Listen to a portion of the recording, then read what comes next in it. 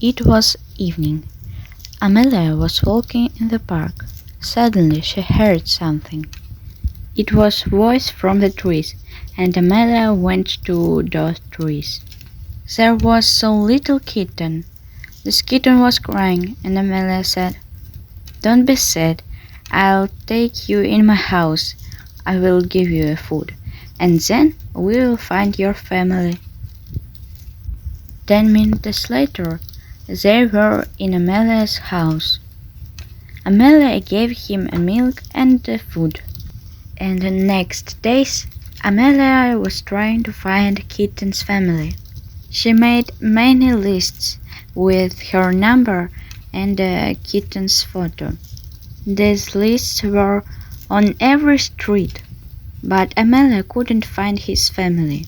Amelia thought, if someone really tried to find this kitten, this person would see my lists. I will call her Ria, and I think I can be her family. They lived together. Ria loved Amelia, and Amelia loved Ria. Ria became bigger, and she became a beautiful gray cat with yellow eyes.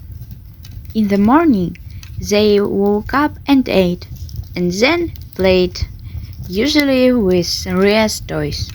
Ria very liked her toys, especially her mouse.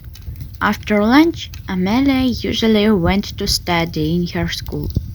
Ria waited her, but it was so boring, and Ria had friends, two cats, Marsik and Murzik. When Amelia was in the school, Ria played with the cats.